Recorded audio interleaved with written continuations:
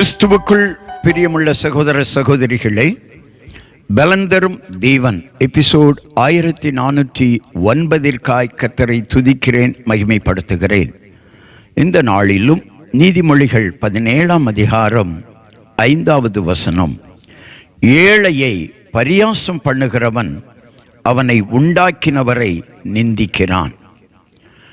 ஏழையை பரியாசம் பண்ணுகிறவன் அவனை உண்டாக்கினவரை நிந்திக்கிறான். இந்த உலகத்திலே பணக்காரர்களை காட்டிலும் ஏழைகள்தான் மிகுதியாக காணப்படுகிறார்கள். வளர்ந்த நாடுகளிலாகிலும் சரி, வளர்ந்து கொண்டிருக்கிற நாடுகளிலாகிலும் சரி, ஏழைகள் இருந்து கொண்டுதான் இருக்கிறார்கள். இன்றைக்கு உயர்த்தப்பட்டவர்கள் ஏழைகளை நிந்திக்கிறார்கள், அற்பமாய் எண்ணுகிறார்கள், பரியாசம் பண்ணுகிறார்கள். வேதம் சொல்லுகிறது, ஏழையும் ஒரு மனிதன், அவனுக்கும் எல்லா உறுப்புகளும் உயர்த்தப்பட்டவனைப் போலத்தான் இருக்கும். அவனுடைய எண்ணங்களும் உயர வேண்டும் என்றுதான் இருக்கும். அவமானத்தை அவன் தாங்கிக் கொள்ள மாட்டான். ஐஸ்வர்யவான் எப்படி தன்னை பெரிதாக நினைக்கிறானோ அதே போலதான் ஏழைக்கும் அந்த எண்ணங்கள் இருக்கும்.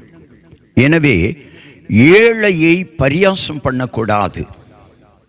இவன் ஏழையாக இருக்கிறான் என்று புறக்கணிக்க கூடாது.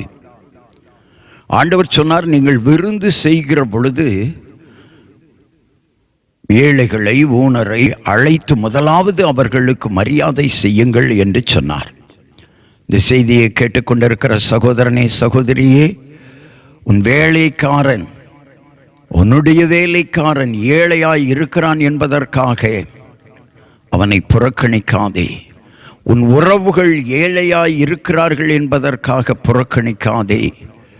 உன் தெருவிலே உன்னை சார்ந்தவர்கள் ஏழையாய் இருக்கிறார்கள் என்பதற்காக புறக்கணிக்காதே, பரியாசம் பண்ணாதே, அவமதிக்காதே, அவர்களை அச்சுறுத்தாதே.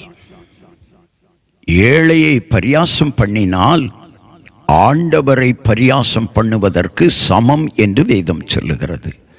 எனவே ஏழைகளை நேசியுங்கள். கண்களை மூடி ஜெபிக்கலாம். எங்களை நேசிக்கிற நல்ல தகப்பனே, யாரெல்லாம் ஏழைகளை நேசிக்கிறார்களோ அவர்கள் மீது ஆண்டவர் இயேசு அன்பு செலுத்துகிறார்.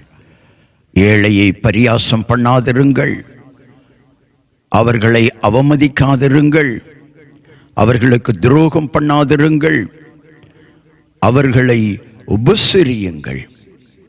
நீங்கள் உபசரிக்கப்படுவீர்கள், உயர்த்தப்படுவீர்கள். ஏழைகள் மீது அன்பு செலுத்துகிறவர்களுக்கு இறைவன் இயேசு அன்பு செலுத்துவார். அன்பை பெற்றுக்கொள்ள ஏழைகளை நேசியுங்கள். இயேசு கிறிஸ்துவின் நாமத்தில் ஜெபிக்கிறேன் பிதாவே, ஆமேன்.